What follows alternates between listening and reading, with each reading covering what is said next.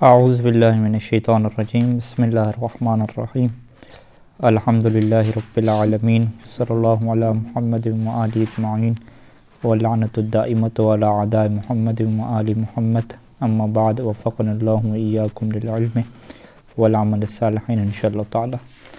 عبارت یہاں سے ہے کہ وَأَمَّا النَّحْوُ الثَّانِي وَهُوَ مَا إِذَا كَانَ الْجَزَاءُ قَابِلًا لِلتَّكْرَارِ فَهُوَ عَلَى صُورَتَيْنِ أن يثبت بالدليل أن كل من الشرطين جزء السبب، ولا كلام حينئذ في أن الجزاء واحد يحصل عند حصول الشرطين معا۔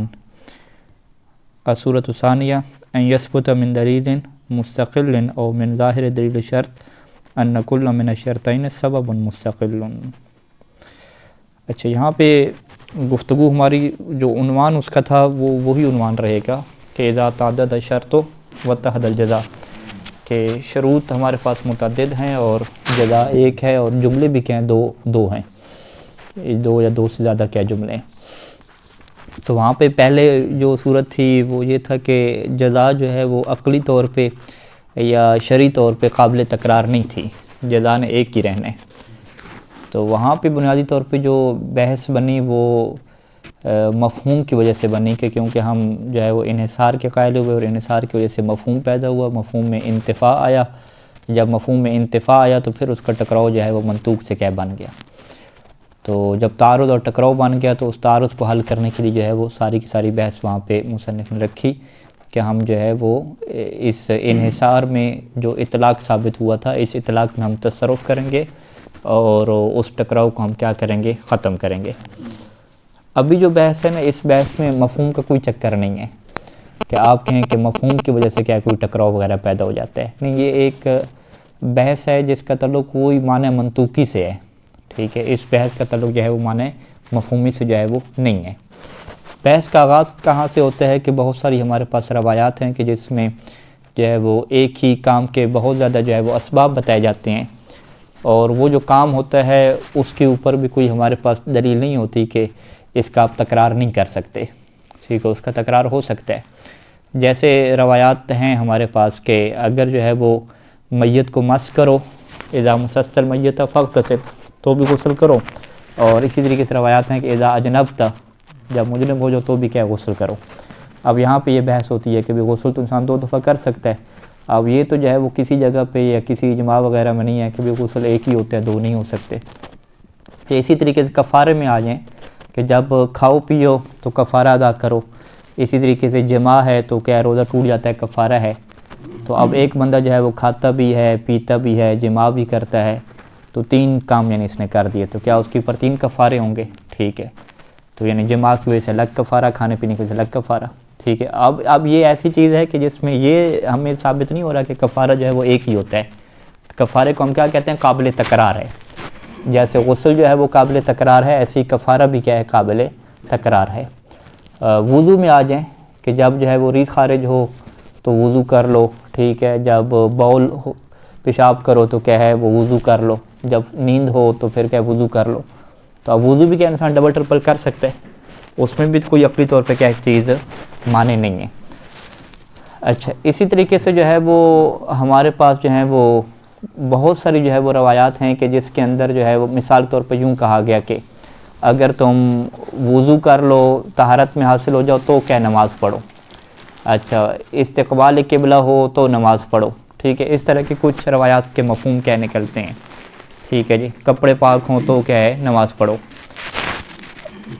یہ جو ساری چیزیں ہیں یہ بھی کیا بہت زیادہ اسباب ہیں، ان کا جو ہے وہ آگے جو ہے وہ نماز پڑھنا آ رہا ہے ایک، لیکن یہ چونکہ ہمیں یہاں سے ثابت ہو جاتا ہے کہ نماز کا تکرار نہیں ہوتا، ٹھیک ہے، لیکن نماز کا تکرار نہیں ہوتا تبھی ہم یہ کہتے ہیں کہ اس کا تعلق جو ہے وہ پہلی بحث سے ہے، دوسری بحث سے نہیں ہے۔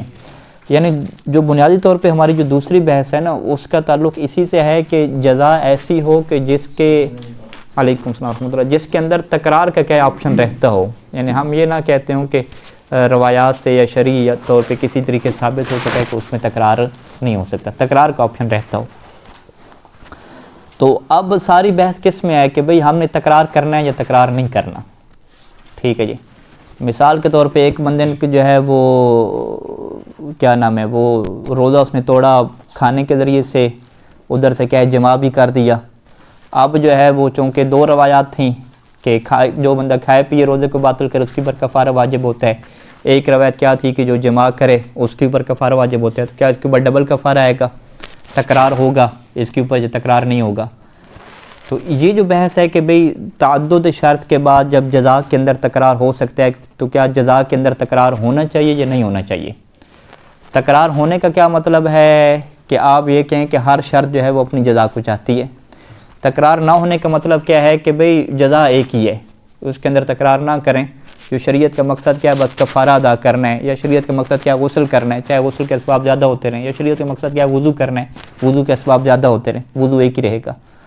تو یہاں پہ فقہا پھر کیا سمجھیں گے کہ بھئی ہم نے بندے سے جو ہے وہ ڈبل کفارے دلوانے ہیں، ڈبل ٹرپل وضو کروانا ہے، ڈبل غسل کروانے ہیں، کیا کرنا ہے؟ ٹھیک ہے، روایات سے کیا سمجھ آتا ہے؟ تو اس بحث کا مفہوم کے قائل ہوں یا مفہوم کے قائل نہ ہوں اس سے کیا ہے کوئی لینا دینا نہیں ہے۔ یہ ساری بحث اس بحث کے اوپر کھڑی ہوئی ہے کہ جو اگر آپ دیکھیں روایات میں تو جو جملہ شرطیہ بن رہا ہے تو اس میں جو شرط کا ظہور ہے وہ کس میں ہے؟ استقلال میں ہے۔ ٹھیک ہے، اگر اس کا ظہور استقلال میں ہے تو استقلال کا مطلب کیا ہے کہ ہر شرط مستقل طور پہ اپنی کیا ہے جزا چاہتا ہے۔ ٹھیک ہے، انحصار کی بات نہیں ہو رہی، استقلال کی بات ہو رہی ہے، اور استقلال سے کیا ہے مفہوم شرط ثابت نہیں ہوتا۔ ٹھیک ہے، انحصار سے ثابت ہوتا ہے نا۔ کیا ہر شرط کا ظہور جو ہے وہ استقلال میں ہے، یا ہر شرط کا ظہور استقلال میں نہیں ہے بلکہ کیا ہے جز میں ہے، کہ یہ جو ہے وہ مل کے کیا بنتے ہیں جو ہے وہ سبب بن رہے ہیں چیزوں کا۔ ٹھیک ہے، لہذا اگر مل کے سارے آئیں گے تو پھر کیا ہو جائے گا، وہ ایک کیا ہے جزا کو انجام دینا ہے۔ ٹھیک ہے، مثلا جماع بھی سبب بن رہا ہے کفارے کا، ادھر سے جو ہے وہ کھانا پینا بھی بن رہا ہے، اور دونوں اکٹھے آ جائیں گے تو اب یہ مستقل ان کی حیثیت نہیں رہے گی۔ ٹھیک ہے، اس بحث کے لیے جو ہے وہ ایک اصطلاح استعمال ہوتی ہے اصول فقہ میں جسے کہتے ہیں تداخل اسباب کی اصطلاح۔ ٹھیک ہے، کہ ہر سبب تو یہ چاہ رہا ہے کہ میرے لیے کیا ہو جزا الگ ہونی چاہیے، جب سبب کیا ہے اکیلا ہے، تو جب یہ اسباب سارے مل کے آئیں گے تو مل کے آ کے کیا سب یہ لوگ آپس میں اتفاق کر لیں گے اور تداخل ہو جائے گا کہ اب سارے مل کے جو ہے وہ ایک ہی جزا کو چاہیں گے؟ یہ نہیں ہے کہ ہر ایک جو ہے وہ الگ الگ جزا کو چاہے گا۔ تداخل اسباب کا کیا مطلب کہ اسباب متعددہ کا آپس میں تداخل ہو جاتے ہیں، یعنی مل کے یہ جو ہے وہ ایک ہی چیز کو کیا چاہتے ہیں، نہ کہ جو ہے وہ یہ مل کے کیا متعدد چیزوں کو چاہتے ہیں۔ جیسے اس میں ہے وضو میں ہے کہ وہ بول بھی ہے، نوم بھی ہے، ریح بھی خارج ہوئی، تو یہ سارے مل کے جو ہے وہ ایک ہی کیا وضو کو چاہتے ہیں۔ ٹھیک ہے، اسے کیا کہتے ہیں اسباب کا تداخل ہو گیا۔ یہ نہیں ہے کہ اب ہر سبب جو ہے وہ مستقل طور پہ کیا ہے اپنی چیز کو چاہ رہا ہے۔ تو فقہا یہ بحث کرتے ہیں کہ متعدد شروط کا آنا، متعدد اسباب کا آنا جب جزا ان کی ایک ہو اور قابل تکرار ہو، تو کیا یہ تداخل اسباب کا تقاضا کرتی ہے یہ دلائل اور روایات ہیں، یا اس سے ہم تداخل اسباب ثابت نہیں کرتے، اور اصل قانون کیا رہتا ہے؟ عدم تداخل اسباب کا رہتا ہے۔ تو اصل قانون کیا ہے؟ تو اس میں فقہا جتنے بھی ہیں بڑے بڑے مشہور نظر یہی ہے کہ آپ کے لیے تداخل کو ثابت کرنے کے اوپر کوئی نہ کوئی دلیل ہونی چاہیے۔ اگر آپ تداخل کو ثابت نہیں کریں گے تو اصل قانون یہی رہے گا عدم تداخل اسباب۔ ٹھیک ہے، عدم تداخل اسباب یہ بالکل روایات کا ظہور ہے کہ ہر شرط جو ہے وہ اپنی جزا کو چاہتی ہے، چاہے اکیلی ہے یا کسی کے ساتھ مل کے ہے۔ تو یہ تو بالکل اصل قاعدہ ہے۔ اصل قاعدے سے ہٹ کے اگر آپ تداخل کی طرف جا رہے ہیں تو تداخل کے اوپر آپ کے پاس باقاعدہ دلیل ہونی چاہیے۔ اگر باقاعدہ دلیل نہ ہوئی تو یہ پھر ذاتی رائے بن جائے گی، ذاتی ذوق بن جائے گا، اور یہ فقہ میں اور شریعت میں یہ چیز کیا ہوتی ہے؟ حرام ہوتی ہے۔ ٹھیک ہے، یہ نتیجہ نکلے گا۔ اب مصنف جو ہے وہ اس چیز کو جو ہے وہ باقاعدہ دلیل سے ثابت کریں گے کہ اصل جو ہے وہ عدم تداخل اسباب کیوں ہے، اور اس کے پیچھے وجہ کیا کھڑی ہوئی ہے کہ ہم اصل عدم تداخل اسباب کو لے رہے ہیں اور تداخل اسباب کو ہم نہیں لے رہے۔ تو اس کو باقاعدہ جو ہے وہ ایک دلیل کے ذریعے سے وہ کیا کریں گے یہاں پہ ثابت کریں گے۔ تو یہ پوری بحث کا کیا ہے ایک قسم کا اسٹرکچر اور خلاصہ ہے، اور انشاءاللہ یہ عبارت میں ہم ساتھ ساتھ کیا چیزوں کو حل کرتے ہیں۔ اچھا جی، وَهُوَ مَا إِذَا كَانَ الْجَزَاءُ قابل للتکرار، یہ نحو ثانی ہے کہ جزا جو ہے وہ قابل تکرار ہے، یعنی شرعی طور پہ ہمیں کوئی دلیل نہیں ملی کہ جزا یہاں پہ تکرار نہیں ہو سکتی۔ ٹھیک ہے جی، قابل تکرار ہے۔ فَهُوَ عَلَى صورتين، اس کی دو صورتیں ہیں۔ أَن يَثْبُتَ بِالدَّلِيل، کہ دلیل سے ثابت ہو جائے کہ أَنَّ كُلَّ مِنَ الشَّرْطَيْنِ جُزْءُ السَّبَبِ، کہ دو شرطوں میں سے ہر شرط جو ہے وہ مستقل نہیں ہے، بلکہ کیا ہے جزء سبب ہے، ٹھیک ہے. ولا کلام حینئذ فی ان الجزاء واحد، تو اس میں کوئی بحث نہیں ہے کہ جزا جو ہے وہ ایک ہے، اور یحصل وہ کب حاصل ہوگی عند حصول شرطین معا، جب دو شرطیں کیا ہے ایک ساتھ کیا ہوں گی حاصل ہوں گی. ٹھیک ہے جی. اس کی کیا مثال ہے ہمارے پاس؟ وضو والی بھی اگر لے لیں تو لیکن نہیں وہ ساری مل کے ہیں. وضو میں تو یہ ہے نا کہ ریح خارج ہو نوم ہو تو یہ تو الگ الگ ہے نا. جزء سبب کیا مراد ہے کہ یہ ساری چیزیں کٹھی آئیں گی تو جزا اس کے اوپر کیا ہوگی مترتب ہوگی. ایک ہی حدیث ہو نہیں بہت ساری حدیثیں ہوں. ٹھیک ہے. اس کی عام طور پہ مثال جو دی جاتی ہے وہ یہی دیتے ہیں کہ جی جو جب تم طہارت حاصل کر لو نماز پڑھو، ٹھیک ہے، جب کپڑے پاک ہوں نماز پڑھو، جگہ مباح ہو نماز پڑھو، اس طرح کی جو روایات ہیں، استقبال قبلہ ہو نماز پڑھو. تو وہ کیا کہتے ہیں یہ جو استقبال قبلہ ہے، جگہ کا مباح ہونا ہے، کپڑوں کا پاک ہونا ہے، ان میں سے کوئی شرط بھی مستقل نہیں ہے.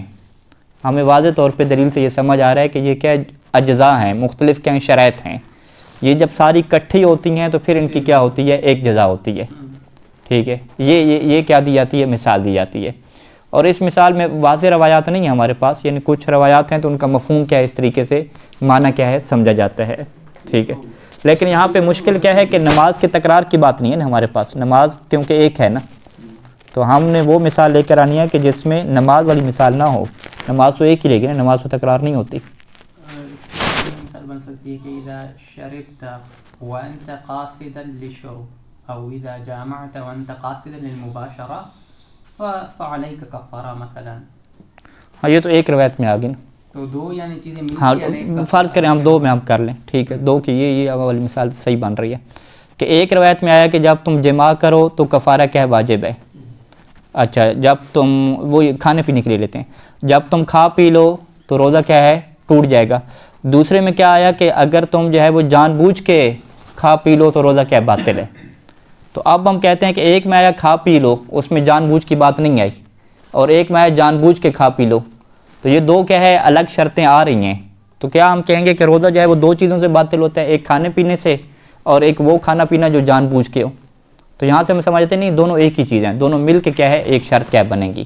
یعنی کھانا بھی ہو اور ساتھ کیا ہے انسان عمدن جان بوجھ کے بھی ایسا کرے تو یہ کیا ہے یہ شرط کیا ہوگی متحقق ہوگی. اگر روزے کا ٹوٹنا وہ قابل تکرار تو نہیں ہے، روزہ تو ایک بار ٹوٹ گیا کفارہ واجب ہوگا. کفارہ ہاں کفارہ واجب. ہاں روزہ ٹوٹنا نہ ہاں سن تم ٹھیک ہے. کفارے کا آپ کہیں کہ کھا پی لو تو کفارہ واجب ہے، اور جان بوجھ کے کھا پی لو تو کیا کفارہ واجب ہے.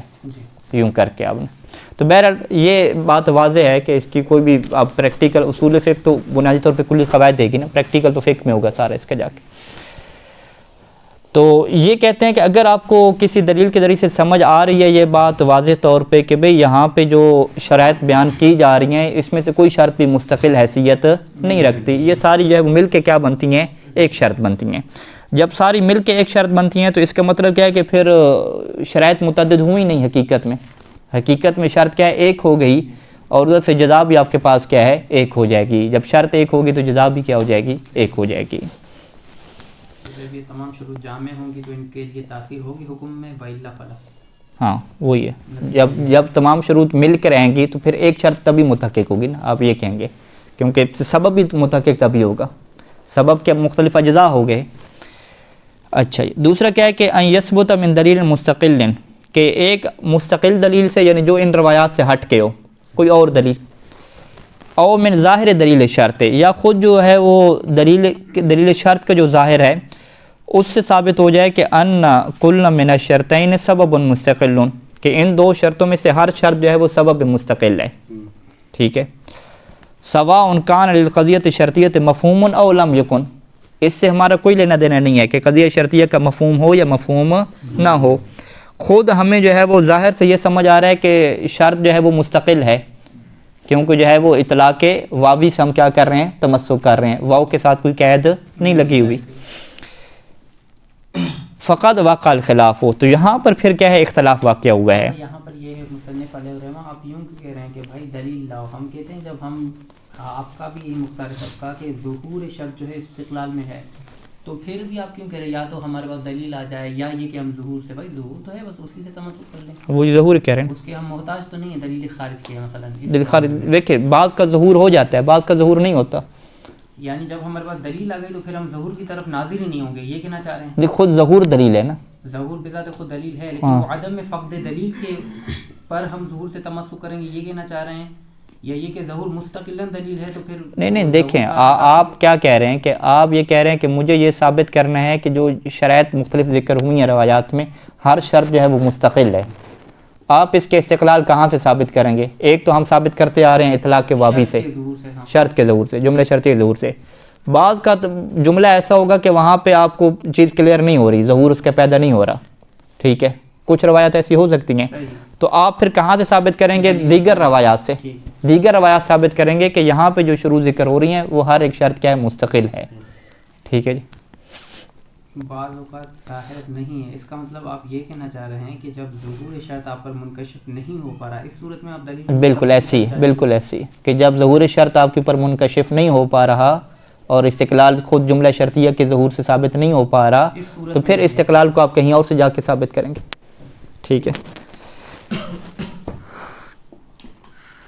اچھا جی، تو یہاں پہ پھر جو ہے وہ اتفاق ایسا ہو جاتا ہے کہ وقوع شرطین مان، دونوں شرطیں ایک ساتھ ہو بھی گئی ہیں، خارج میں واقعہ بھی ہو گئی ہیں، فی وقت واحد یا ایک ہی وقت میں دونوں واقعہ ہو گئی ہیں، او متعاقبین یا ایک کے بعد دوسری بھی آ چکی ہے. ٹھیک ہے. تو اختلاف کس بات میں ہے کہ فی ان القاعدۃ ای شیء تقتضی، تو یہ جو قاعدہ ہے وہ کس بات کا کیا کرتا ہے؟ تقاضا کرتا ہے. ایہ پڑھیں گے ایو پڑھیں گے؟ اگر مفعول بھی بنا رہے ہیں تقتضی کا تو ایہ پڑھیں گے، اگر خبر بنا رہے ہیں براہ راست ایو کو پھر تو ایو پڑھیں گے. ٹھیک ہے، دونوں بنا سکتے ہیں نا. حل تقتضی تداخل الاسباب، کیا یہ قاعدہ تقاضا کرتا ہے کہ اسباب کے اندر تداخل ہو جائے؟ یہ لفظ تداخل استعمال کیا. تداخل کیا مطلب ہے؟ کہ تمام اسباب ہوں تو متعدد لیکن مل جائیں. ٹھیک ہے، مل کے مستقل بھی رہیں، یہ نہیں ہے کہ وہ غیر مستقل ہو جائیں، تداخل ہو جائے. فَيَكُونُ لَهَا جَزَاءٌ وَاحِدٌ، پس ان سب کے لیے کیا ہو جائے؟ ایک جزا ہو جائے. کما فی مثال تداخل موجبات الوضو، جیسے کہ وضو کے جو موجبات ہیں ان میں کیا کیا لیں ہم؟ تداخل کے کیا لیں؟ موجبات کون سے ہیں؟ من خروج البول او الغائط والنوم ونحوہما. ٹھیک ہے. اب یہاں پہ مختلف روایات ہیں کہ جب ری خارج ہو تو وضو کرنا ہے، ٹھیک ہے، بول ہو تو وضو کرنا ہے، بہت ساری کیا روایات ہیں. اب یہ علماء یہاں پہ تداخل کے کیوں قائل ہوئے؟ ٹھیک ہے، وہ اس وجہ سے قائل ہوئے کیونکہ دیگر بہت سے روایات ہیں جس میں ایک حدث کی تعبیر کی گئی ہے کہ وضو کو جو ہے وہ حدث کیا توڑ دیتا ہے. ٹھیک ہے. اب وہ حدث کیا ہے؟ ایک کلی چیز ہوگی نا، کہ وہ حدث کیا ہے؟ ایک ایسی انسان کی نفسانی صفت ہے وہ جسے ہم کیا کہتے ہیں؟ حدث اصغر کہتے ہیں، کہ جس کی وجہ سے کیا ہو جاتا ہے؟ وضو واجب ہو جاتا ہے. اب یہ حدث اصغر کیسے آتا ہے؟ مختلف روایات میں کیا اس کے مصادیق بیان ہو گئے کہ کبھی حدث اصغر کیا بول سے آتا ہے، کبھی نیند سے آتا ہے. اب اگر فرض کریں کہ انسان کی جو ہے وہ نیند ہوئی ہے انسان کی، تو نیند کی وجہ سے کیا حدث اصغر آ جائے گا. اس کے بعد جو ہے وہ چاہے انسان کا بول خارج ہو، ری خارج ہو، اس سے اس کا کوئی لینا دینا نہیں ہے. حدث اصغر کیا آ چکا ہے. جب حدث اصغر آ چکا ہے تو اس کا جو وضو ہوگا حدث اصغر کو ختم کرنے کے لیے وضو بھی کیا رہے گا؟ ایک رہے گا. تو یہ چونکہ ہمیں خارج سے پتہ چل گیا، ہم نے دیگر روایات میں تحقیق کی کہ اصل یہ جو بہت سارے اسباب ذکر ہو رہے ہیں وضو کے، یہ در حقیقت اسباب کس کے ہیں؟ حدث کے متحقق ہونے کے ہیں. تو حدث ہمارے پاس کیا ہے؟ ایک سے زیادہ نہیں ہے، حدث ہمارے پاس ایک ہی ہے. جب حدث ایک ہے تو حدث سبب بن رہا ہے وضو کا، تو اسباب متعدد ہو بھی جائیں تو ان کے اندر ہم کیا کر لیں گے؟ تداخل کے قائل ہو جائیں گے. تداخل کیا مطلب؟ کہ متعدد اسباب میں آنے کی صورت میں جو سب سے پہلے سبب آئے گا اسی کی وجہ سے حدث متحقق ہوگا. جب اسی کی وجہ سے حدث متحقق ہوگا تو وضو اب اسی حدث کی وجہ سے ہوگا. بعد والے جو اسباب آ رہے ہیں وہ کیا کل عدم ہے، ان کی کیا کوئی حیثیت نہیں ہے. تو اسے بالفاظ دیگر سے آپ کیا کہیں گے؟ تداخل اسباب ہو گیا کہ پہلے سبب نے آ کے اپنا کام کر دیا ہے تو باقی کہیں گے کہ ہم بھی مستقل تھے لیکن ابھی ہم اپنا کیا ہے وہ اثر و رسوخ استعمال نہیں کریں گے. ٹھیک ہے. یعنی فرض کریں کہ ہم سارے جو ہے وہ مستقل حیثیت رکھتے ہیں، مستقل ہمارے کیا ہوتے ہیں؟ آرڈر ہوتے ہیں. لیکن ہم نے کیا ہے کہ قبلہ صاحب نے اگر پہلے آرڈر دے دیا تو ہم کیا ہے اب خاموش ہو جائیں گے، ہاتھ کیا اٹھا لیں گے. اسے ہم کیا کہتے ہیں؟ سلوح کرنا اسباب کا، کہ اسباب نے آپس میں مولانا حضرات نے سلوح کر لی کہ اگر ایک کی طرف سے حکم جاری ہو جائے گا تو دوسرے لوگ کیا ہے حکم جاری نہیں کریں گے. تو اس سلوح کو آپ کہہ دیں کہ اسباب کی آپس میں سلوح ہو گئی، یا آپ یہ کہیں گے کہ اسباب کا کیا ہو گیا؟ تداخل ہو گیا. تو ایک ہی بات ہے. اچھا اس میں یہ ہوگا کہ تاثیر جو ہوگی وہ حدث اول کے لیے ہوگی، پہلے یعنی پہلی شرط کے لیے تاثیر ہوگی، باقیوں کی تاثیر نہیں ہوگی. یہ ہم پہلے کی تاثیر کیوں کہہ رہے ہیں؟ کیونکہ سب کو ہم مستقل مان رہے ہیں، جز نہیں مان رہے. اگر آپ جز مانتے ہیں نا، ہر ایک کو جز مانتے ہیں جو پہلی والی صورت ہے، پھر تاثیر سب کے لیے ہوگی. ٹھیک ہے، پھر سب ملیں گے تو سب کی کیا بنے گی؟ تاثیر بنے گی. یعنی کھانا بھی ہوگا اور کھانے کے ساتھ ساتھ کیا ہے؟ آمد بھی ہوگا، جان بوجھ کے ہوگا. دونوں ملیں گے تو دونوں کی تاثیر کیا ہوگی؟ کفارہ کے لیے ہوگی. وہاں پہ آپ کی کیا رہتی ہے؟ شرط ایک بن جاتی ہے. جبکہ تداخل اسباب میں آپ کی شرط اور سبب ایک نہیں بنتا، اسباب متعدد رہتے ہیں. متعدد رہنے کے باوجود آپ تداخل کے کیوں کہہ لیں؟ آپ یہ کہتے ہیں تداخل کا مطلب کیا ہے کہ تاثیر ان میں سے ایک کے لیے ہوگی. ٹھیک ہے، سب کے لیے تاثیر نہیں ہوگی. تاثیر کیا ہے؟ جو پہلے آئے گا اسی کے لیے کیا تاثیر ہو جائے گی. اچھا، ام تقتضی عدم التداخل، یا یہ جو ہے وہ مختلف جو موجبات ہیں یہ تداخل کا تقاضا نہیں کرتے. فیتکرر الجزاء بتکرر شروط، بس جیسے ہی شروط کا تکرار ہوتا جائے گا جزا بھی کیا ہوتے جائیں گی؟ متکرر ہوتی جائیں گی. ام تقتضی القاعدۃ عدم التداخل، ہاں وہی قاعدہ، اصل قاعدہ اور قانون کیا ہے؟ کما فی مثال تعدد وجوب صلاۃ، جیسے کہ وجوب صلاۃ متعدد ہو جائے گا، زیادہ ہو جائے گا. بتعدد اسباب ہی اسباب وجوب صلاۃ، جیسے اسباب وجوب صلاۃ کیا ہوں گے؟ زیادہ ہوں گے. جیسے وقت یومیہ داخل ہو گیا تو پھر بھی نماز واجب ہو جائے گی. ادھر سے کیا ہے؟ آیات نازل، کوئی آیت حاصل ہوگی، زلزلہ وغیرہ یا سورج گرہن چاند گرہن، تو پھر بھی نماز کیا ہو جائے گی؟ واجب ہو جائے گی. تو اب ہم کیا کہیں گے کہ نماز کے وجوب کے لیے متعدد کیا اسباب ہیں. ٹھیک ہے جی. جیسے کیا فرض کریں کہ والد فوت ہو گئے تو بڑے بیٹے پر کیا ہے؟ پھر بھی نماز کیا واجب ہو جائے گی؟ والد کی قضا نماز. ٹھیک ہے، تو یہاں پہ آپ کیا لیں؟ نماز کے کلی وجوب کو لیں کہ کوئی نہ کوئی انسان کے اوپر نماز کیسے واجب ہوتی ہے. تو نماز کے واجب ہونے کی بہت ساری صورتیں ہیں. ایک کیا ہے؟ نماز کے وقت کا داخل ہونا نماز واجب ہو جاتی ہے. والد فوت ہو جائے اس کی نماز واجب ہو جاتی ہے. کسی سے انسان اجارے پہ نمازیں لے لے، نمازیں واجب ہو جاتی ہیں. نظر کر لے، نظر سے نماز واجب ہو جاتی ہے. تو یہ جو نظر ہے، اجارہ ہے، بہت سارے اسباب ہیں. تو یہ اسباب متعدد ہیں، جب جزا بھی اسی کی کیا ہو جائے گی؟ متعدد ہو جائے گی. ٹھیک ہے، لیکن اگر اس میں آپ دقت کریں تو آپ کو جزا جو ہے وہ ایک لگ رہی ہے یا متعدد لگ رہی ہے. ٹھیک ہے، ابھی ہم بحث کیا کر رہے ہیں کہ اذا اتحد الجزا، اذا تعدد الشرط واتحد الجزا، یہ بحث ہے نا. تو نماز جو ہے وہ ایک ہے یا متعدد ہے یہاں پہ؟ ٹھیک ہے، تو بحث ہماری کس میں تھی کہ نماز ایک ہونی چاہیے نا. ہماری بحث کی مطلب تداخل اسباب میں پہلی صورت میں ہم جو بحث کر رہے تھے، مطلب ہم اس کو یعنی ہر ایک کو مستقل مان رہے تھے، اور مستقل ماننے کے ساتھ ساتھ ہم نے کیا ان کو مطلب تداخل اسباب کا قاعدہ جاری کر کے ہم نے ایک ہی جزا پر اتفاق کر دیا. اس صورت میں ہم کیا کر رہے ہیں؟ اس صورت میں ہم تداخل اسباب کا قاعدہ جاری نہیں کریں گے، بلکہ ہم کیا کریں گے؟ ہر ایک کو مستقل مان کے اس کی جو جزا ہے اس کو بھی ہم کیا کریں گے؟ جزا کو متعدد کریں گے نا. جزا متعدد کریں گے یا جزا ایک ہی رکھیں گے نا. وہی نا، تداخل کے قائل ہو جائیں گے تو جزا کیا ہو جائے گی؟ ایک ہو جائے گی. عدم تداخل اسباب کے قائل ہوں گے تو جزا متعدد ہو جائے گی. لیکن عنوان بحث ہمارا کیا ہے؟ عنوان بحث تو کیا ہے کہ تعدد شرط ہو اور جزا کیا ہو؟ ایک ہو نا. لیکن آقا یہاں جزا اس طرح ایک مان سکتے ہیں نا کہ نماز ہے. ہاں بالکل، احسن تم ابراہیم صاحب بات ہے کہ یہاں پہ ہم ایک جزا کو جو ہے وہ کلی نماز کے طور پہ دیکھ رہے ہیں کہ کلی نماز کا وجوب. تو ورنہ آپ کیا کہتے ہیں بھائی فجر کے ٹائم پہ 2 رکعت نماز واجب ہوگی. نماز عیاد کی نشانی پہ کیا ہے؟ وہ 2 رکعت نماز واجب ہوئی، لیکن اس کی کیفیت مختلف ہے، اس میں رکوع کیا زیادہ ہیں. ٹھیک ہے، نظر کی وجہ سے جو نماز واجب ہوئی وہ 2 رکعت وہ اور ہے. تو یہ 2 رکعت جو ہے نا اس کے اندر چینجنگ آ رہی ہے. عیاد کی وجہ سے 2 رکعت اور طرح کی ہے جس میں رکوع زیادہ ہیں، اور فجر والی جو ہے وہ 2 رکعت اور طرح کی ہے، اور جو نوافل والی نظر مانی ہے وہ 2 رکعت کیا اور طرح کی ہے. ایک جو ہے وہ نماز عیاد والی نماز ہے، ایک جو اور ہے. تو اس اعتبار سے آپ خود نماز کو دیکھیں تو وہ کیا ہے؟ آپ کو ایک نہیں لگتی. لیکن یہاں پہ ابراہیم صاحب کیا کہیں گے کہ آپ کلی نماز کو دیکھیں، 2 رکعت نماز کو دیکھیں. آپ کہیں کہ 2 رکعت انسان کے اوپر واجب ہونے کے متعدد اسباب ہیں. ایک سبب نماز عیاد ہے، ایک سبب نظر ہے، اور ایک سبب کیا ہے؟ نماز فجر کا ٹائم کا داخل ہونا.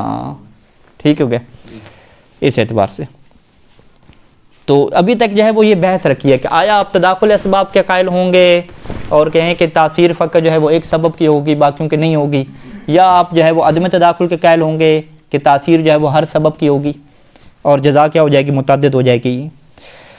اقول لا شبہ فی انہ، اس میں کوئی شبہ نہیں ہے کہ انہ اذا ورد دلیل خاص علی التداخل او عدمی، جب آپ کے پاس خاص دلائل آ جائیں تداخل کے اوپر یا عدم تداخل کے اوپر تو واجب الاخذ بذالک الدلیل، تو جب دلیل آ گئی تو ظاہری بات ہے انسان کیا ہے ابناء الدلیل ہوتا ہے.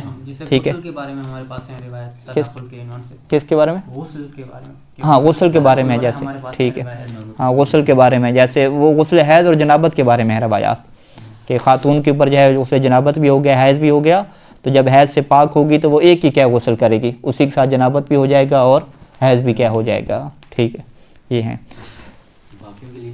باقیوں کے لیے صحیح استثانی کا یہ موقف ہے کہ جس میں سبب انسان خود اختیار کرتا ہے غسل کا، جیسے جنابت ہے اور مس میت ہے، اس میں آپ کو ڈبل غسل کرنا پڑے گا. ٹھیک ہے، یہ منہاج کی ایک عبارت ہے، وہاں پہ دیکھیں. ہاں اس میں ہے مستحب میں، اور غسل جمعہ کی خصوصیت ہے کہ غسل جمعہ کا قصد کیا ضروری ہے تب یہ ادا ہوگا. ٹھیک ہے، غسل جمعہ کے علاوہ بھی ہو تو اس میں بھی ہے. یعنی اصل فقہی مسئلہ آپ یہ پوچھیں کہ کوئی بھی انسان اگر مستحب یا واجب غسل کرے تو سارے جو واجب یا مستحب غسل ہوں گے وہ ادا ہو جائیں گے جو اس ٹائم پہ ہوں گے. ٹھیک ہے، سوائے غسل جمعہ کے، کیونکہ اس میں غسل جمعہ کی نیت کرنی پڑے گی، نیت کریں تو غسل جمعہ بھی کیا ادا ہو جائے گا. لیکن اگر وہ غسل ایسا ہو کہ جس کے اسباب کیا ہوتے ہیں متعدد ہوتے ہیں، تو جس غسل کے اسباب متعدد ہوں اور سبب انسان کے اختیاری ہوں، جیسے میت کو ہاتھ لگانا اور کیا ادھر سے کیا ہے انسان کا جماع کرنا. ٹھیک ہے، تو یہ جب سبب متعدد ہوں گے تو یہاں پہ صحیح ثانی کا موقف یہ ہے کہ یہاں پہ انسان کو 2 دفعہ غسل کرنا پڑے گا. ٹھیک ہے، تو چونکہ وہ روایات دیکھیں گے نا، یعنی روایات ہمیں حیض اور جنابت اور دیگر مستحب غسلوں میں تو مل گئیں کہ وہاں پہ ایک غسل کریں گے تو کافی ہو جائے گا، لیکن یہاں پہ روایات جب نہیں ملیں گے تو یہاں پہ وہ اسی اصل عدم تداخل کے اوپر رہیں گے. ٹھیک ہے، اس کا مطلب کیا ہے کہ تداخل کو ثابت کرنے کے لیے ہمیں باقاعدہ کیا ہے روایت کی ضرورت پڑے گی، وگرنہ اصل قانون تو کیا ہے وہ عدم تداخل کرے گا. اچھا جی، وہ اما معدم ورود دلیل خاص، لیکن اگر کوئی خاص دلیل وارد نہیں ہوتی فہو محل الخلاف. اب یہاں پہ فقیہ کیا ہے جو ہے وہ پریشان ہو جاتا ہے کہ کوئی دلیل مجھے نہیں مل رہی، اسباب متعدد ہیں، آیا میں تداخل بناؤں یا عدم تداخل بناؤں. ٹھیک ہے، تو کہتے ہیں کہ والحق ان القاعدۃ فیہ عدم التداخل، کہ حق یہ ہے کہ یہاں پہ قانون کون سا آپ جاری کریں گے، عدم تداخل کا. اب عدم تداخل کو یہ ثابت کریں گے کہ یہ قاعدہ کیوں ہے عدم تداخل کا، تداخل کیوں نہیں ہے. ٹھیک ہے، بیان ذالک ان لکل شرطیۃ ظہورین، کہ ہر جو جملہ شرطیہ ہوتا ہے اس کے 2 ظہور ہوتے ہیں. ایک ظہور جو ہے وہ شرط کا ہوتا ہے اور ایک ظہور کیا ہوتا ہے، جزا کا ہوتا ہے. شرط کا ظہور کس بات میں ہے کہ جب آپ شرط ذکر کر رہے ہیں تو شرط کیا ہونی چاہیے، مستقل ہونی چاہیے. یہ ظہور کہاں سے ثابت ہوتا ہے، اطلاق واوی سے ثابت ہوتا ہے. ٹھیک ہے، کیونکہ کوئی اور شرط ذکر نہیں کی، ایک ہی شرط ذکر کی ہے، تو اس کا مطلب کیا ہے کہ بس یہ ایک ہی شرط ہے، کوئی اور شرط اس کے ساتھ نہیں ہے جو اس کا جز واقع ہو. ٹھیک ہے، تو شرط کا جو ظہور کس میں ہے، استقلال میں ہے، اور استقلال کا مطلب کیا ہے کہ یہ جزا کو الگ طور پہ چاہتا ہے. ٹھیک ہے، ایک شرط مستقل اپنی جزا کو بھی کیا ہے مستقل طور پہ چاہے گی. اور آپ جزا کے ظہور کو دیکھیں. ٹھیک ہے، جزا کے ظہور میں کیا ہے، فصلِ نماز پڑھو، فاغتسل غسل کرو. ٹھیک ہے، اور کیا ہے، فکفر کفارہ دو، یا ہم وہ پڑھتے آ رہے ہیں فاکرم احترام کرو. ٹھیک ہے، تو یہاں پہ علماء کہتے ہیں کہ یہ جو اس طرح کے امر ہوتے ہیں شریعت کی طرف سے، تو ان امر کا ظہور اس بات میں ہوتا ہے کہ آپ نے اس چیز کو خارج میں کیا ہے وجود دینا ہے. ٹھیک ہے، چاہتے ہیں یہ بس اپنا وہ مثلا کہا نا فصل نماز پڑھو، اس کا مطلب کیا ہے کہ خارج میں آپ نے نماز کا وجود دینا ہے. اور کسی بھی چیز کا جو خارج میں وجود ہے وہ ایک ہی دفعہ ہوتا ہے، ڈبل نہیں ہوتا. آپ کہیں کہ بھی شریعت نے کہا ہے کہ نماز فجر پڑھیں، تو نماز فجر کتنی دفعہ پڑھیں گے آپ، ایک دفعہ پڑھیں گے نا. آپ یہ تو نہیں کہ بھی صلی اب آ گئے تو آپ 2 دفعہ 3 دفعہ جب تک زندہ پڑھتے رہیں فجر کی. ٹھیک ہے، تو اس سے آپ کیا کہیں گے، بھی شریعت میں جب بھی امر دیا جاتا ہے یا شریعت سے ہٹ کے بھی کوئی بندہ اگر کسی کو امر دیتا ہے کہ تم یہاں پہ پانی پھینکو یا مجھے پانی دے دو، تو وہ ایک ہی دفعہ پہ دلالت کرتا ہے. دوسری دفعہ اگر اس نے تکرار کروانا ہے تو دوبارہ کیا دے گا، اس کا امر دے گا. ٹھیک ہے، فجر کے لیے جو ہم روزانہ نماز فجر پڑھتے ہیں وہ روزانہ ہر اسی دلیل، ہاں تو وہ تو کل یوم ہے نا، کل یوم کہہ دیا نا، کل یوم کہہ دیا نا. اگر فرض کریں کہ کہا کہ بھئی فجر کے ٹائم پہ آپ نے نماز پڑھنی ہے، تو فجر کے ٹائم پہ کتنی نمازیں پڑھنی ہے، ایک پڑھنی ہے، ایک سے زیادہ پڑھنی ہے، ایک ہی پڑھیں گے نا. ٹھیک ہے، یہ جو آئی کہ بھئی انسان کے اوپر جو ہے وہ ہر دن فجر کی نماز واجب ہوتی ہے، ہر دن فجر کی نماز اس نے پڑھنی ہے، تو کتنی نمازیں پڑھنی ہے، ایک پڑھنی ہے. آپ نے کہا کہ اس بندے کا احترام کرو، تو کتنی دفعہ احترام کرنا ہے، ایک ہی دفعہ احترام کرنا ہے. ٹھیک ہے، کفارہ ادا کرو، کتنی دفعہ کفارہ ادا کرنا ہے؟ ایک ہی دفعہ ادا کرنا ہے. تو یہاں پہ شریعت کو کہنے کی ضرورت نہیں ہے مرتن واحدہ، مرتن واحدہ کی قید لگانے کی ضرورت نہیں ہے. اقیم الصلاۃ مرتن واحدہ، ٹھیک ہے جی، روزے رکھے گئے ہیں مرتن واحدہ، مرتن واحدہ قید لگانے کی ضرورت ہی نہیں ہے. ٹھیک ہے، وہ ایک ہی دفعہ ہوگا. اطلاق سے آپ کی یہ بات سمجھ ہاں، یہ ساری چیزیں کہاں سے سمجھ آتی ہے؟ یہ یہاں سے سمجھ آتی ہے قاعدہ کلیہ ہے کہ وہ شریعت جب بھی کسی طبیعت کا کلی چیز کا حکم دیتی ہے، نماز کلی کا حکم دیا نا، تو کلی خارج میں کیسے متحقق ہوتی ہے؟ اپنے ایک فرد کے ذریعے سے. یہ منطق والی بات ہے کہ کلی ویسے تو انسان کے افراد بہت زیادہ ہیں نا، نماز کے افراد بہت زیادہ ہیں، لیکن جب کہا جائے کہ بھی آپ نماز خارج میں لے کر آؤ، انسان خارج میں لے کر آؤ، تو انسان آپ خارج میں کیسے لے کر آئیں گے؟ جیسے کسی نے کہا کہ آپ انسان مجھے خارج میں دکھاؤ، تو آپ کوئی ایک بندہ بھی اسے دکھا دیں تو یہ کلی متحقق ہو جائے گی. انہیں کہا یہ تو انسان تو کلی تھا تو پھر آپ نے خارج میں ایک کیوں دکھایا؟ تو آپ کیا کہیں گے کہ الکل یتحقق بفرد واحد، کہ کلی خارج میں متحقق ہوتی ہے ایک فرد کے ذریعے سے. تو شریعت کے جتنے بھی احکام ہیں یا شریعت کے علاوہ لوگ جو بھی آرڈر دیتے ہیں، کسی بھی کام کرنے کا آرڈر دیتے ہیں کہ آپ یہ مکان بنائیں، یہ جگہ بنائیں، بازار جائیں، سو جائیں، وہ جب بھی کلی کا حکم دیا جاتا ہے تو اس کا مطلب کیا ہوتا ہے کہ اس کا خارج میں فقط وجود لے کر آنا ہے، اور خارج میں اس کا وجود کیا ہے؟ ایک ہی ذریعے سے کیا متحقق ہو جاتا ہے.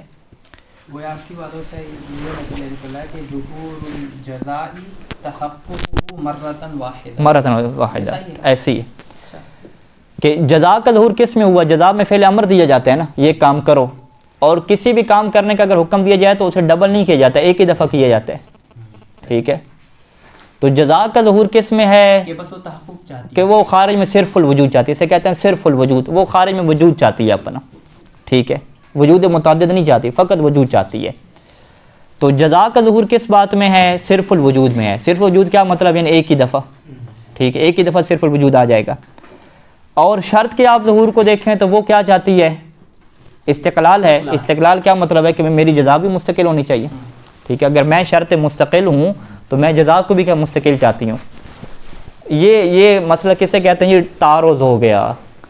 ایک ہی جملے کے اندر آپ شرط کے ظہور کے اوپر فوکس کریں، ٹھیک ہے، تو آپ کو اس کی جزا کیا چاہیے؟ الگ چاہیے. اور اگر آپ جزا کے اوپر فوکس کریں تو آپ کہتے ہیں بھی جزا کا مطلب ہی کیا ہوتا ہے؟ خارج میں وجود کو لانا. ٹھیک ہے، اور وجود کیا ہوتا ہے؟ ایک ہوتا ہے. تعدد الاسباب تقتضی تعدد المسببات. یہ کیسے کہہ دیا بھائی؟ تعدد شروط یقتضی، ہاں یہ پہلے والا ہو گیا نا. ہاں یہ کہہ رہے ہیں، یہ پہلا ہو گیا نا ظہور. ہاں، کہ شروط کا ظہور کس میں ہے؟ فقط شرط کو آپ دیکھیں، سبب کو دیکھیں. تو وہ کس بات میں ہے؟ کہ اگر سبب متعدد آ رہے ہیں تو ہر سبب کہے گا کہ میں مستقل ہوں، مجھے جزا بھی چاہیے الگ. اور اگر فقط جملوں کی جزا کے اوپر فوکس کریں، آپ کو جزا ایک ہی طبیعت کے اوپر لگ رہی ہے نا، تو اس جملے میں بھی کہا کہ اغتسل، وہ بھی کلی غسل کا حکم ہے، یہ بھی کلی غسل کا حکم ہے، وہاں بھی کلی کفارہ کا حکم، یہاں بھی کلی کفارہ کا حکم. تو جب کلی کفارہ کا حکم دیا جاتا ہے تو یہ خارج میں کیسے متحقق ہوتا ہے؟ کلی کفارہ ایک کفارہ سے متحقق ہوتا ہے یا دو کفارہ سے؟ ہم کہیں گے بھائی ایک کفارہ سے متحقق ہوتا ہے. تو اسے آپ کیا کہتے ہیں کہ بھئی جزا کے ظہور کے اوپر آپ فوکس کرو گے تو آپ کو جو ہے وہ خارج میں ایک وجود چاہیے. شرط کے اوپر فوکس کرو گے تو آپ کو خارج میں ایک وجود نہیں، ہر شرط کے مطابق الگ کیا وجود چاہیے. تو اب آپ جو ہے وہ شرط کے ظہور کو راضی کریں گے یا جو ہے وہ جزا کے ظہور کو راضی کریں گے؟ دونوں آپس میں کیا ٹکرا گئے. ٹھیک ہے، یہ جو ٹکراؤ ہوا ہے یہ مفہوم میں آ کے نہیں ہوا، یہ منطوق میں ٹکراؤ ہو رہا ہے. ٹھیک ہے، اس کا مفہوم سے کیا کوئی لینا دینا نہیں ہے. واضح. اب مصنف یہاں پہ یہ کہتے ہیں کہ جی ہم جو ہے وہ شرط کے ظہور کو جو ہے وہ پاور دیتے ہیں اور اسے کیا کریں گے؟ مقدم کریں گے. ٹھیک ہے، اور اس کی وہ دلیل کیا دیتے ہیں؟ وہ کہتے ہیں کہ بھئی جو جزا کا اپنا ظہور ہے نا، وہ اس کا اپنا ظہور مرہون منت ہے کس کے؟ شرط کی وجہ سے، کیونکہ وہ مترتب ہو رہا ہے کس کے اوپر؟ شرط کے اوپر مترتب ہو رہا ہے. تابع لہو، اور شرط کیا واقع ہو رہی ہے؟ مطبوع واقع ہو رہی ہے. ٹھیک ہے، جو تابع ہوتا ہے وہ زیادہ پاور والا نہیں ہوتا، مطبوع کیا ہوتا ہے؟ پاور والا ہوتا ہے. تو لہٰذا اگر شرط کے ظہور سے ثابت ہوتا ہے کہ یہ جز ہے، ٹھیک ہے، تو جزا کیا ہوتی ہے؟ تبدیلی پیدا ہونا شروع ہو جاتی ہے کہ یہ جز ہے تو ہم کیا کہیں گے؟ اب جزا نہیں آئے گی، کیونکہ ہمیں کیا ہے کہ ایک اور جز بھی چاہیے. ٹھیک ہے، اگر شرط کے اندر یہ ثابت ہوتا ہے کہ استقلال ہے پھر کیا شرط آ جائے گی. شرط کے اندر یہ ثابت ہوتا ہے انحصار ہے تو پھر کیا ہے کوئی دوسرا سبب آئے یا نہ آئے، یہ کیا ہے یہاں پہ جزا آ جائے گی. تو اس کا مطلب کیا ہے کہ جو شرط کا ظہور ہے اسی کے اوپر جو ہے وہ جزا کا ظہور کیا ہے؟ کھڑا ہوا ہے کہ جزا نے آنا ہے یا نہیں آنا، وہ کہہ رہے شرط کو کہ تم مجھے طے کر کے دو. اگر تم مستقل ہو تو میں آ جاتی ہوں، اگر تم غیر مستقل ہو تو میں نہیں آتی ہوں، تمہارے جو دیگر سبب ہے، دیگر ساتھی ہے، اس کا کیا کر لیتی ہوں، ویٹ کر لیتی ہوں، انتظار کر لیتی ہوں۔ تو لہٰذا جزا جو تو بیچاری کس کتابیں ہے؟ شرط کے ظہور کتابیں ہے۔ تو آپ یہاں پہ کیا کریں گے؟ جزا کے ظہور کو مقدم نہیں کریں گے، بلکہ کس کے؟ شرط کے ظہور کو مقدم کریں گے۔ اور شرط کے ظہور کو مقدم کرنے کا کیا مطلب ہے کہ آپ استقلال کو مانیں گے۔ استقلال کو ماننے کا مطلب کیا ہے کہ وہاں سے آپ کو تعدد جزا چاہیے۔ تعدد جزا کے بالفاظ دیگر مطلب کیا ہے کہ آپ تداخل اسباب کے قائل نہیں ہو رہے، بلکہ آپ عدم تداخل اسباب کی طرف جا رہے ہیں۔ ٹھیک ہے جی۔ بیان ذالک ان لکل شرطیۃ ظہورین، کہ ہر شرطیہ کے دو ظہور ہیں۔ پہلا ظہور کیا ہے کہ ظہور الشرط فیہا، فیہا یعنی فی جملۃ شرطیۃ، اس میں اگر شرط کے ظہور کو دیکھیں تو شرط کا ظہور کس میں ہے؟ فی الاستقلال بالسببیہ، استقلال بالسببیت میں ظہور ہے۔ اور یہ ظہور کس وجہ سے آ رہا ہے؟ اطلاق واوی کی وجہ سے۔ ٹھیک ہے۔ وہذا ظہور، اور یہ ظہور تقاضا کرتا ہے کہ ان یتعدد الجزا فی الشرطیتین، کہ دو شرطیوں میں جزا کیا ہو جائے؟ متعدد ہو جائے۔ موضوعات البحث، کون سے دو شرطیہ کہ جو موضوع بحث ہیں؟ موضوع بحث کیا ہے کہ تعدد شرط ہے نا، دو جملوں میں۔ فلا تتداخل الاسباب، پس اس شرط کے ظہور کو دیکھیں تو اسباب میں تداخل نہیں ہوگا۔ اور ظہور الجزا فیہا، دوسرا ظہور کیا ہے؟ ظہور الجزا فیہا یعنی فی جملۃ شرطیۃ، جملہ شرطیہ میں جزا کا ظہور کس میں ہے کہ ان متعلق الحکم فیہ صرف الوجود یا صرف الوجود، صرف الوجود، کہ اس میں جو متعلق حکم ہے، یعنی جس چیز کا حکم دیا جا رہا ہے، چاہے وہ نماز ہو، روزہ ہو، کفارہ ہو، وہ کیا صرف وجود ہے، کہ خارج میں کیا اس کا وجود لے کر آنا ہے فقط۔ وَلَمَّا كَانَ صرف الشَّيْءِ لَا يُمْكِنْ أَن يَكُونَ مَحْكُومًا بِحُكْمَيْنِ، جو کسی چیز کا صرف وجود ہوتا ہے وہ ممکن نہیں ہوتا کہ اس کے اوپر دو حکم ہیں۔ خارج میں جب وجود آ جائے گا تو بس وہ ختم ہو گیا، آپ نے حکم کی کیا تعمیل کر دی، اب اس کے اوپر کیا ڈبل حکم نہیں ہو سکتا۔ فَيَقْتَضِي ذَلِكَ، تو یہ بات تقاضا کرتی ہے کہ ان یکون لجمیع الاسباب جزاء واحد وحکم واحد، کہ تمام اسباب کے لیے ایک ہی جزا ہو اور خارج میں کیا ہو؟ ایک ہی حکم ہو۔ کب؟ عند فرض اجتماعها، کہ جب تمام شرائط کیا ہو جائیں؟ جمع ہو جائیں۔ تمام شرائط جمع ہو گئیں اور جزا کو ہم نے دیکھا کہ جزا میں تو ایک ہی کلی کا حکم دیا جا رہا ہے، اور کلی کا مطلب کیا ہے کہ صرف وجود کا حکم دیا جا رہا ہے۔ صرف وجود کا مطلب جب خارج میں وجود آ جائے گا تو وجود آنے کے بعد دوبارہ تو اس کا حکم نہیں دیا جائے گا۔ یہ تو کیا تحصیل حاصل ہے، ایک بندے نے غسل کر لیا اور دوبارہ چیز کہ غسل کرو، ٹھیک ہے، ہم کہیں غسل تو ہو چکا بھی، اب دوبارہ کس چیز کا غسل؟ ٹھیک ہے۔ نماز فجر پڑھ چکی، دوبارہ کہیں نماز فجر پڑھو، ہم کہیں وہ نماز فجر تو پڑھ چکا، دوبارہ کس بات کی؟ ٹھیک ہے۔ تحصیل حاصل سے کہتے ہیں نا کہ لا یمکن، یعنی جو صرف شیء ہوتا ہے، صرف وجود ہوتا ہے، لا یمکن ان یکون محکوم بحکمین، کہ وہ ممکن نہیں ہے کہ اس کے دو حکم ہوں۔ دو حکم اگر دوسرا حکم لائیں گے تو تحصیل حاصل لازم آتی ہے کہ جب آپ نے وجود اس کے خارج میں لا دیا تو دوبارہ وجود کا کیا معنی؟ ٹھیک ہے، کیونکہ آپ کیا کہہ رہے ہیں کہ حکم متعلق کس کے ہو رہا ہے؟ متعلق حکم کیا ہے؟ وہ خارجی وجود ہے، صرف وجود ہے۔ تو صرف وجود جب آ چکا تو دوبارہ حکم لانے کا کیا غرض، وہاں پہ کیا مقصد ہے؟ وَعَلَى هَذَا، پس اس بنیاد پہ فَيَقَعُ تَنَافِي بَيْنَ هَذَيْنِ ظُهُورَيْن، کہ ان دو ظہوروں کے درمیان کیا ہو جائے گی جی؟ تنافی ہو جائے گی۔ فَإِذَا قَدَّمْنَا ظُهُورَ الْأَوَّلِ، اگر ہم ظہور اول کو مقدم کرتے ہیں تو لَا بُدَّ أَن نَقُولَ بِعَدْمِ التَّدَاخُلِ، تو ہمیں عدم تداخل کا قائل ہونا پڑے گا۔ وَإِذَا قَدَّمْنَا ظُهُورَ الثَّانِي لَا بُدَّ أَن نَقُولَ بِالتَّدَاخُلِ، ظہور ثانی کو مقدم کرتے ہیں تو ہمیں تداخل کا قائل ہونا پڑے گا۔ فَأَيُّهُمَا أَوْلَىٰ بالتقدیم، یہ سوال ہوگا۔ یعنی یہاں سے نتیجتاً یہ بات علم میں آ گئی کہ جملہ شرطیہ کے دو ظہور ہوتے ہیں، ایک ظہور نہیں ہوتا۔ جملہ شرطیہ کے ہوتے دو حصے ہیں نا، دو جملے بنیادی طور پہ دو جملے ہوتے ہیں تو ہر جملے کا ایک ظہور ہوگا نا۔ والارجح، ارجح یہ ہے کہ ان الاولیٰ بالتقدیم ظہور الشرط علی ظہور الجزاء، کہ جو شرط کا ظہور ہے اسے جزا کے ظہور پہ آپ مقدم کریں۔ کیوں؟ لأن الجزاء لما كان معلقا علی الشرط فهو تابع له، کیونکہ جزا جب معلق ہوتی ہے شرط کے اوپر، یعنی مترتب ہوتی ہے شرط کے اوپر، تو فهو تابع له، تو وہ اسی کے تابع ہوگی ثبوتاً اور اثباتاً۔ جو مراد شرط سے ہوگی اس مقام ثبوت میں وہی مراد جزا سے ہوگی، اور جیسے آپ شرط ثابت کریں گے خارج میں آ کے اس بات میں، ویسی کیا ہوگی؟ جزا ہوگی۔ فَإِنْ كَانَ وَاحِدًا، اگر شرط ایک ہوئی تو كَانَ الْجَزَاءُ وَاحِدًا، جزا بھی ایک ہو جائے گی۔ وَإِنْ كَانَ مُتَعَدِّدًا، شرط متعدد ہوئی تو جزا بھی کیا ہو جائے گی؟ متعدد ہو جائے گی۔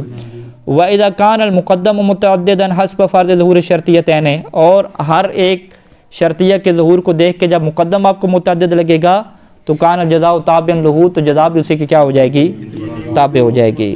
مقدم کیا مطلب؟ شرط کے ظہور کو، ہاں، شرط کا مقدم کو کیا ہوتے ہیں؟ شرط کے ظہور کا، شرط کے ظہور کو۔